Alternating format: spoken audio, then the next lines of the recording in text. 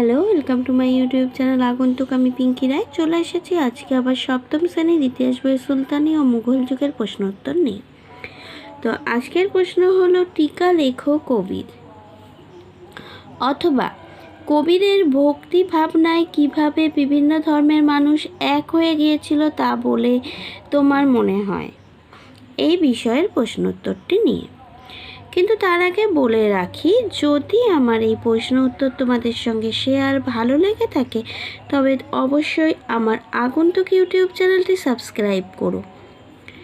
কেননা তোমাদের এই সাবস্ক্রাইব করা ও তোমাদের লাইক করা, শেয়ার করা, কমেন্টস করা আমাকে আরও বেশি বেশি করে অনুপ্রেরণা যোগায় ও আমার মধ্যে ভালো লাগা জাগায়, যা তোমাদের সঙ্গে এই নতুন নতুন ভিডিওগুলি শেয়ার করতে আমার মধ্যে অনেক বেশি ইচ্ছা জাগিয়ে তোলে।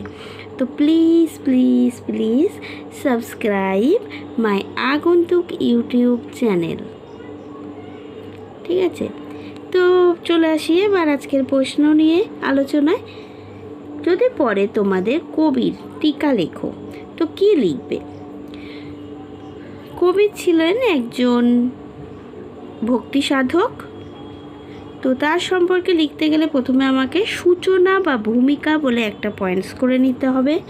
দেখতেই পাচ্ছ এই যে সূচনা বা ভূমিকা।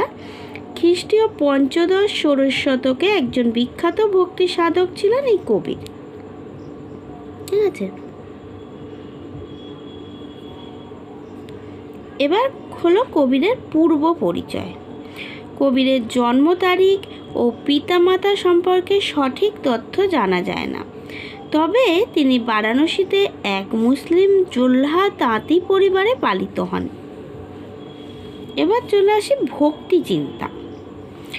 রামানন্দের শিষ্য কবিরের ভক্তি চিন্তায় ইসলামের একেশ্বরবাদের সঙ্গে বৈষ্ণব নাথযোগী এবং তান্ত্রিক বিশ্বাসের মিলন দেখা যায়। কবিরের কাছে সকল ধর্মই ছিল এক এবং সব ঈশ্বরই সমান। কবির মনে করতেন রাম, হরি, গোবিন্দ, আল্লাহ, সাঁই, সাহিব এই সবই হলো এক ঈশ্বরের বিভিন্ন নাম। কবির বিশ্বাস করতেন মানুষ তার ভক্তি দিয়ে নিজের মনেই ঈশ্বরের সন্ধান পাবে। ঈশ্বরকে খুঁজে পাওয়ার জন্য মন্দির মসজিদে যাওয়ার কোনো দরকার নেই। তাই মূর্তি পূজা বা গঙ্গা স্নান বা নামাজ পড়া কবিরের কাছে ছিল অর্থহীন। এবার 3 নম্বর পয়েন্টস লিখতে হবে দোহা। হিন্দি ভাষায় 2 পংক্তির কবিতাকে বলা হতো দোহা। ভক্তিবাদের প্রচারে কবিরের দোহাগুলি গুরুত্বপূর্ণ ভূমিকা পালন করেছিল। এবং সবশেষ পয়েন্টস লিখতে হবে উপসংহার। কবির তার বাণীর মাধ্যমে হিন্দু মুসলমানের মধ্যে এক সাম্প্রদায়িক সম্প্রীতি সৃষ্টি করেছিলেন। ঠিক আছে, এই পর্যন্ত লিখলে কবির সম্পর্কে আমাদের লেখা শেষ হবে।